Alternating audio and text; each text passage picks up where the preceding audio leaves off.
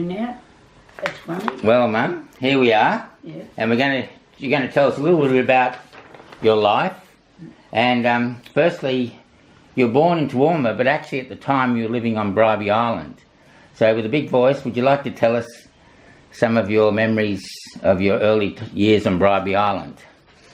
Well, the first thing I remember is when the little girl and I were the same age, and of an afternoon she would take me home, I would take her back, she would take me back, till Nana said someone else, one of the boys had to take us home because we just keep going backwards and forward. I can remember Bribie very much because I remember when the boats came in, the people would have big bunches of Boronia and big jars of oysters, and they'd sell them all.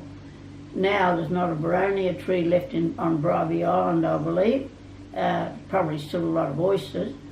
And another thing I remember was a fish restaurant as you came off the boat and just turned left. It was run by the Moyles family. They had beautiful white tablecloths and serviettes, and it was packed. You had to book well ahead. Let me think now. I remember walking across the island? Yes, with the two boys, we'd put grass between our toes. I think it would take us half a day to get over there. In fact, I can't remember why Mum, they'd let us go over, to be honest. But we did. And the bus that used to go across was owned by Mr. Shirley. He had the only garage on the island that had wooden wheels. But I can remember going across on that. But we were supposed to be mostly on the safe side. Let me think. And today you can drive across to Bribie Island and just takes a few minutes in the car. What was the trip like to Bribie Island then? Well, it was bush all the way. But I mean, the trip across to Bribie Island from the mainland. On the Cooper? Yeah. Well, I used to be sick the whole time, or I'd spend most of the time in the toilet. But it was lovely. They called in at Redcliffe. So it started from Brisbane and called in at Redcliffe. Yeah, okay. That's right. And some memories. What was your dad doing in Bribie Island? Teaching. He opened the first school there, and I can remember a little bit about the house. And one thing I can remember, Nana used to have a pet lion, and it went up in flames once, so she just threw it out the window. And did you start school at Bribie Island? Yes, I did, yes. So any memories of school on Bribie? No, not at all. No, I can't remember. No, it's... So then from Bribie you moved to Emu Park near Rockhampton. Yeah. So you've got some memories of Emu Park you'd like to share with us? Well, I can remember we used to go on a lot of picnics with the Lewis family. They were wonderful picnics. We'd all be sitting down, take sandwiches and boil a billy. And I can remember... Oh, what can I remember now? No. And I remember brother and sister there. The boy was born in Sydney, and they named him Sydney, and the girl was born in Adelaide, and named her Adelaide. And I can remember on one occasion we used to go down on the beach, and the children would get in these seats, and they'd go round and round. A fat little girl, she got caught, and we had to get the firemen to come, and they had to cut the seat so she could get out. Okay. And then from there, from Emu Park, you moved to Pinelands near Toowoomba. Yeah, we were there 6 years. My sister wasn't born then. She was born when we were at Pinelands. They were wonderful years there. I used to play cricket with the boys. I was always sent out to field. And Lynn, my eldest brother, he was always the main bowler or the main batsman. We had to fit in, and I used to play rounders with the boys and climb trees, go down the hills on these sleighs. We never went inside, always spent the time outside. We were never let in the house of the daytime. It was time to go out. I remember those years too. They were the years of the Depression. Did the Depression have much impact on you as a young girl? My dad calling us in and telling us his wage had been cut, and we only ever had lollies at Christmas time. No, I can remember Nana. I needed a coat, and Nana had to cut her coat up to fit me because they didn't have the money to buy a new one. Our teachers weren't paid very much then, I don't think. I think you said your dad's wage was cut in half, wasn't it? Yeah, it was cut, I think, $5 or £5 was taken off. Yeah, okay. I think the Moore government was in then, I might be wrong. And what about, I think, did Pop have to do other things to try and get some income at that time? No, he was selling wirelesses, and someone put him in for that. And they warned him about it. Okay. But as a teacher, you weren't supposed to do other work as well? No, but he used to teach singing, but I mean that was... And actually he used to train the policemen. Some of them wanted to had to be taught before they could go for the police force. I remember him giving them exercises. But coaching in academic work? Yeah, no. Reading and writing? It was exercises then, wasn't it, to get his... Oh, fitness? Yeah, okay. That's right. Yeah, fitness exercise. Yes, it was, I went to the first Sunday school there. It was a Methodist. We used to go on the Sulky. And then when the Anglican church opened, we went to the Anglican Sunday school. We had, I used to ride a horse there. We had cows. I never milked, but Pop used to do the milk, and we had a separator and no fridge or anything. We had an ice box, and the iceman used to come twice a week. And from Pinelands you moved to Finchhatton. That was near Mackay. Yeah. Any memories of that time? Well, I went to, I think I had 3 months there before I went to St Gabriel's in Charters Towers for 2 years. I don't know much about Pine, except it was near the Youngler Range, and that was a lovely spot. And they used to go swimming in the... Gorge. Gorge. No, what was it? Finchhatton Gorge. Yeah, that's right, the gorge. Yeah. You've got friends though that you made from Finchhatton, Gwen and people like that. So you met them when you were there.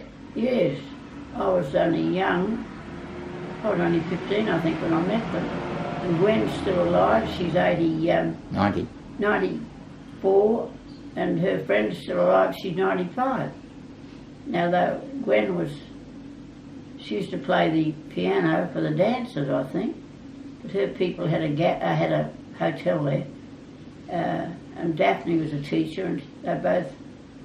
I think my father got her a job at PGC in Warwick. That's right. But anyhow, I still keep in touch with them. And as you said, when you were there, you went to boarding school in Charters Towers. Yeah. You have some memories of the boarding school? Well, I had to go to the dentist the first time I could, and I've had to have 32 fillings. 32 fillings. Because all the dentists we had prior to that, the school dentist, he used to come every 6 months, I think, and just look at everyone's teeth. How about the school itself? What was the name of the school? St Gabriel's. And it was run by Miss Eden, but there was the nuns were running the school itself, but she was the headmistress. Played a lot of sport. I was to represent the school running with 3 others. They reckoned we were going to win the championships, but I got sick the night before, so we had to pull out. We used to swim there a lot. How about the lessons? Do you remember much about the way the teaching was carried out in those days? No. Remember any of the teachers? Oh yeah, you remember the sports and Miss, the lady who used to teach us French. She was a French woman. The lady that taught us art of speech. I can remember about the name. And the matron was lovely. She was coming home to have a holiday with us. But when Pop was transferred, she didn't come. We had to stop. No, I had lovely times here. Met some wonderful girls. Okay, so when you finished school, as you said, your parents were transferred to Warwick. Yeah. So can you tell us about your time and some of the memories of your time in Warwick? Yeah, they were pretty happy times. My first job was with the Union Bank. There's no Union Bank now, but I was there for quite a while, and then it was during the war and all the soldiers went, and I wasn't allowed out until I was 18. Then I was allowed to go to my first dance when I was 18 at the RSL Club. Had some wonderful times there, and I met Walter Mitchell. He was the drummer in the band. He was the drummer in the had their kilts on, the pipe band. Pipe band. He was very good looking. I went with him for a couple of years, but we didn't sort of go out very much. And you worked with the bank, and then for a while you worked at the radio station. What was that like? Yes, I just can't remember why I went to the radio station. Job. I've forgotten. Yeah. Anyhow, you're working there. Well, and you were the announcer for a while. Yeah, for 3 months. And the Americans or the soldiers used to come in and ask me to put on a certain record, and I can't remember the record. And the band, it was a fantastic band, and I have a feeling the record may have been a Song of India. It was very popular then. Mm-hmm. But then Dad got transferred to... just on that, Warwick still the war was on when you were in Warwick, so what was that like? There's lots of soldiers stationed near there? Yeah, it was the records office. Yeah. Actually diagonally opposite the bank. Mm. And a lot of soldiers there. And the Slade School and Scott School were taken over by the Army, and they were sent out the country somewhere, different place to start a school. It was very good. We enjoyed it at that time. Okay, so then from Warwick you went to Dalby after the war. Yeah. So some of the thoughts, some of the memories about Dalby. Oh well, Pop got me the job at working for the solicitor, Vincent Bowles. He was one of the rats at Tobruk. He used to drink rum. I could smell it when he came to work of a morning. But it was a lovely time there. I had a wonderful time. I remember going for a holiday from there, and they must have gone too, because coming back from Brisbane, they picked me up. And I can remember how freezing it was then, because Warwick was cold. Dalby, was cold. So was Warwick, of course. But I had a wonderful time working for them. And I've been asked when I met Tom, my husband. Can't remember.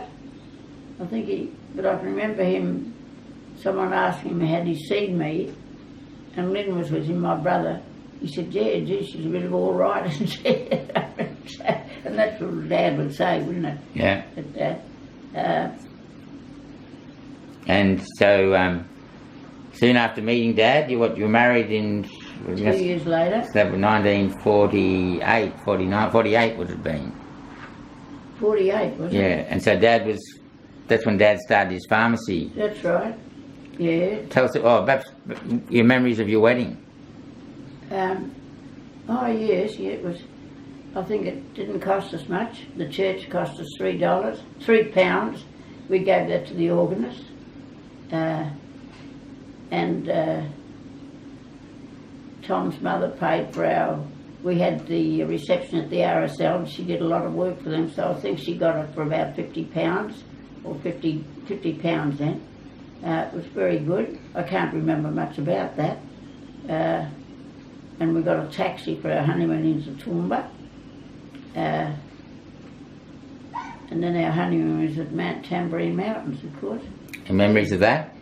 Mm? Memories of Mount Tamborine? Yeah. Back in those days? I remember I used to go for a bushwalk, and I got leeches on my legs, so the next time I went I just kept bending down and rubbing my legs to make sure the leeches wouldn't. And Dad got a tick in his back. I couldn't get it out, someone else had to get that out. But it was a real old-fashioned home run by two sisters from Bell, and I can still see the beautiful flowers they'd have in the breakfast room every morning, new flowers. But it was a lovely place, but it's been changed into a motel, and I don't even know if it's still going. Okay. But And no, it was pretty good. and then Paul and I were born in Dalby. Have any memories about that? Yeah, I remember I had a very bad time with Peter, and I didn't want to have anything to do with him for a day or so, and the doctor came in, sat on the bed and talked to me, so that was okay, everything was right. But Paul, it wasn't so bad, I can't remember. But I can remember the Director General of Education came to visit me then. He was a lovely chap. I always remember that. We thought Paul was going to be Paula, so we just crossed the A off. And, well, of course we went to Sydney then. How did you feel about that moving? Why did you move from Dalby and the Darling Downs down to Sydney? That would have been quite a big move. What prompted that? Oh, well, Dad, we saw the job for a manager. This is when he got through, managing a pharmacy at, on, what road was it? And that was Petersham, was it? Yeah, Petersham, that's Yeah. right, Charles Street, Petersham, we had our unit. Now, Dad we had some very good times there, Sydney, and we hadn't been managing the place long, and the chappie that owned the pharmacy at Leichhardt asked Dad to go and manage there, because they were going overseas for a couple of years. So we ended up there, and I can remember going to Toronto Park Zoo, and we had to stop off the tram every so often because Peter, you got sick. Mm. We have to stop and get on again. No, and it was, we had some lovely times in Sydney, met some lovely friends. Still keep in touch with some of them. We played tennis. How about Yeah. and then you decided to move back to Queensland. How did you feel about coming back here Oh, after? that was me. Yeah, I was that's so fine. homesick that we didn't get what we should have for the business, but still we were quite happy. No, it was I missed Mum so much. I think then that was a problem. But we came back and bought the pharmacy at Nunda, and The rest is history. mhm, Okay, thanks for that, Mum. We'll Yeah. we'll give that a break now, and we might Yeah. continue the story next time. yeah, Thank you. okay.